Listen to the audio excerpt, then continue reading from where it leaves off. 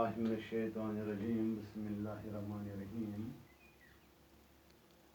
10ویں جماعت کے بچوں سے ایک بار پھر میں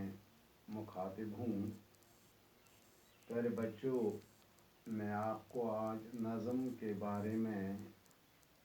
ایک مختصر تعارف کے بعد نذیر اکبر آبادی کی نظم سناؤں گا اور بعد میں اس کو سمجھانے کی کوشش کروں گا۔ نظم عام اصطلاح میں نظم سے مراد وہ شعری اصناف اور اسالیب ہیں جن میں کسی موضوع پر ربط و تسلسل کے ساتھ اظہار خیال کیا گیا ہو۔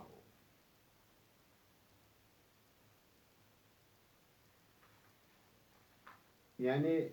غزل اور نظم میں یہ فرق ہے کہ غزل کا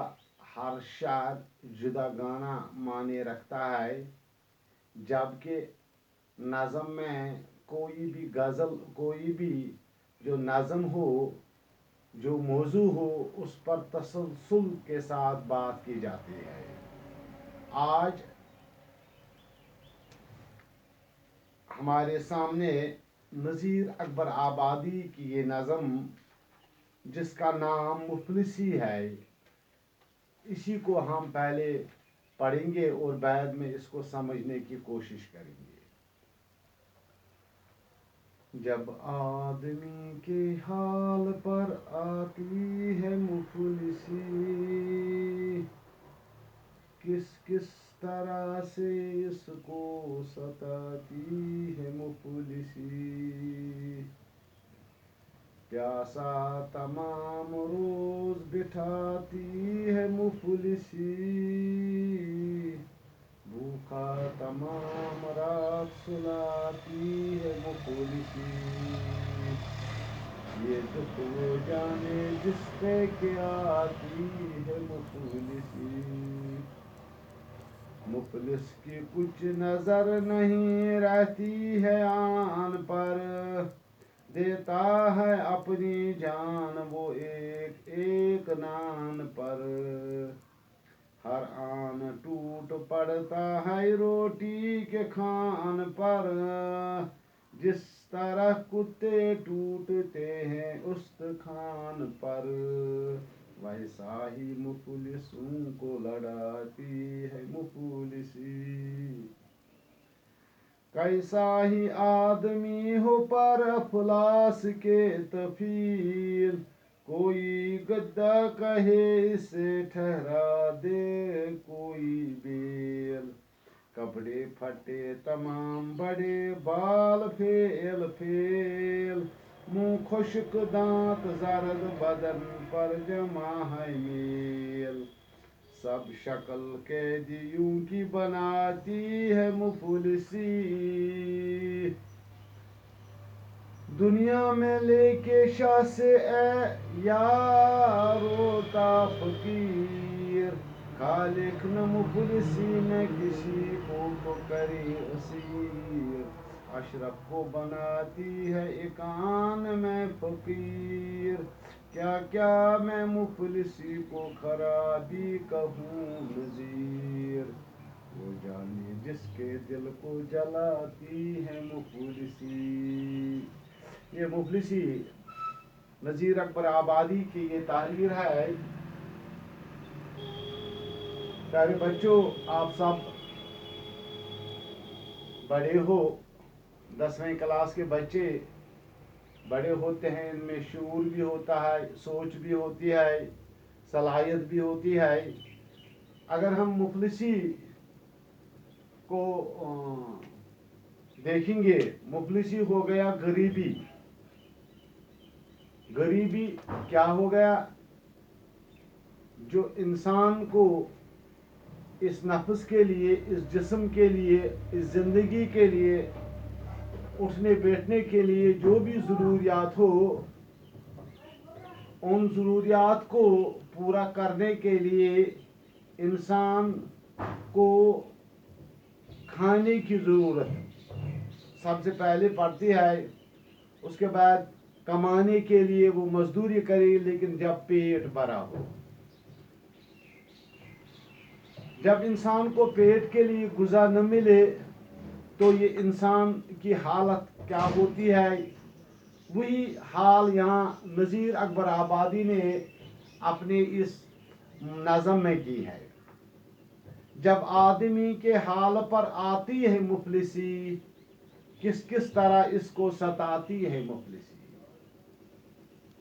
आदमी के हाल पर जब ये गुर्बत आती है, मुफलिसी आती है, तंगी आती है, रोटी की तंगी आती है, तो इसको हर तरह से सताती है ये मुफलिसी, ये गरीबी। किस तरह से सताती है खुद यहाँ आगे बयान फरमाते हैं। ये प्यासा तमाम रोज बिठाती है मुफलिसी। जब इसके पास दिरहम न हो, पैसा न हो, तो ये सारे दिन उसको ये प्यासा बिठाती है, भूखा बिठाती है, भूखा तमाम रात सुलाती है मुफलिसी। ये मुफलिसी की वजह से इंसान के जो ख्यालात, इंसान के जो हौसले होते हैं वो भी टूट जाते हैं। ये मुफलिसी की वजह से ये दुख वो जाने जिस पे आती है मुफलिसी। ये प्यासा रहना, ये भूखा रहना, ये गमगीन रहना, ये परेशान रहना, वही जानता है जिस पे मुफलिसी का हाल तारी होता है। मुफलिसी की कुछ नजर नहीं रहती है। एक गरीब इंसान जिसको खाने के लिए कुछ नहीं हो, वो दूसरे के शान शौकत पर नजर नहीं रखता है। क्यों? देता है अपनी जान एक एक नाम पर। वो सारा वक्त अपनी रोटी की तरफ सर्फ करता है कि अगर उसको रोटी के लिए अपनी जान भी जाए, वो देने के लिए तैयार है, क्योंकि उससे पहले इस पेट के लिए उससे कुछ चाहिए। हर आन टूट पड़ता है रोटी के खान पर, और क्या करता है, जहां उससे रोटी मिले वो टूट पड़ता है उस पर, टूट पड़ता है उस पर, जिस तरह कुत्ते टूटते हैं उस दुकान पर। ये जब इंसान भूखा हो, प्यासा हो, हम लोगों को इसलिए कदर नहीं है इसकी, क्योंकि हमें इस वक्त रोटी है, पेट भरने के लिए हमें मिलता है। लेकिन उन लोगों का हाल देखो जिनके पास 2 वक्त की रोटी, क्या 1 वक्त की रोटी भी नहीं मिलती है। तो वो नज़ीर अकबर आबादी का जो तजुर्बा है, जो उसने अपने अशार में बयान किया है, कि वो जिस तरह कुत्ता देखता है रोटी तो एकदम झपट पड़ता है, इसी तरह इंसान भी, वो इंसान जिनको 2 वक्त की रोटी, क्या 1 वक्त की रोटी भी नहीं मिलती है, वैसा ही मुफलिसों को लगाती है। जिस तरह कुत्ते आपस में लड़ते हैं रोटी के लिए, अगर गुर्बत और मुफलिसी का सामना जिन लोगों को करना पड़ता है, तो वो भी शायद वैसा ही करते हैं। क्या ही आदमी हूँ पर अफलास के तफील। ये इंसान जो है ना, जो ये आदमी हो, जिसको अल्लाह ने इस ज़मीन पर भेजा किसी और मकसद के लिए, मगर ये इंसान भी गुर्बत का शिकार हो जाता है। और गुर्बत के की वजह से कोई इससे मुख्तलिफ नाम देता है। कोई कहता है गद्दा है, कोई कहता है बेल है, या कोई कहता है इसको शूर नहीं है। कपड़े फटे तमाम, बड़े बाल फेर फेर। जब गुर्बत आती है इंसान की सोच भी कम हो जाती है, अक्ल भी खा जाए, गुर्बत अक्ल भी खा जाती है, तो इसके कपड़े भी फटे दिखाई देते हैं और इसके बाल भी खराब दिखाई, क्योंकि इसमें अब जिंदगी की जो आरज़ोएं और तमन्नाएं हैं وہ اس کے اندر سے ختم ہو جاتے ہیں، کیونکہ جب اس کو پہلے پیٹ ہی کے لیے کچھ نہیں ملتا ہے، منہ خشک دمت زرد بدن پر جمائے میل، اور اس کا چہرہ بھی زرد پڑ جاتا ہے، اس کا منہ بھی خشک ہو جاتا ہے، اس کے دانت بھی زرد پڑ جاتے ہیں، تو اس کا جسم پر میل جمع رہتا ہے، سب شکل قیدیوں کی پر آتی ہے،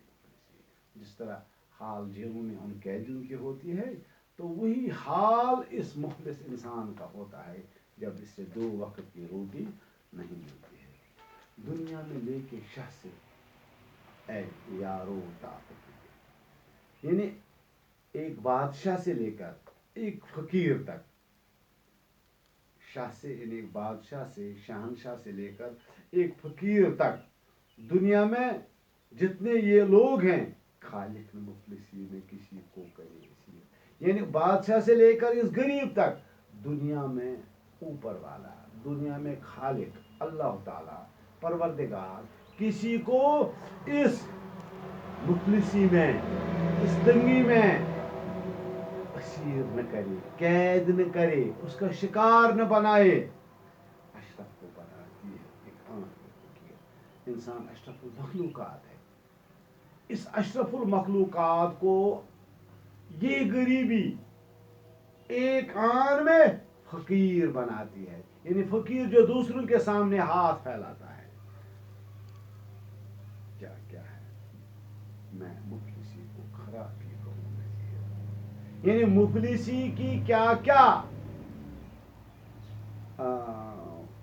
اس کے اندر کتنی خرابیاں ہیں، مفلس کے اندر کیا کیا خرابیاں ہیں، اے نذیر اپنے آپ سے کہتا ہے، نذیر اکبر آبادی کیا کیا میں بتاؤں کہ مفلسی کی حالت، مفلسی میں جب انسان پڑ جاتا ہے تو اس میں کیا کیا خرابیاں ہیں، وہ جانے جس کے دل کو جلاتی ہے، وہی جانتا ہے جس کے حال پر یہ مفلسی آتی ہے، یہ مفلسی جس پر طاری ہو جاتی ہے، جو اس حال سے گزرتا ہے وہی جانتا ہے کہ مفلس کا کیا حال ہے، جو 2 وقت کی روٹی شان سے کھاتا ہے اس کو مفلسی کا حال پتہ نہیں ہوتا ہے۔ اللہ ہم سبوں کو اس مفلسی، اس غریبی، اس تنگی، اس لاچاری، اس محتاجی سے نجات دلائیں، ہمیں خوش خرم رکھیں، لیکن ہمیں یہ چاہیے کہ ہم بھی اپنے آس پاس میں، کم از کم اپنے آس پاس میں ان غریبوں کا خیال رکھیں جن کو 2 وقت کی روٹی نصیب نہیں ہوتی ہے، باقی وسلم۔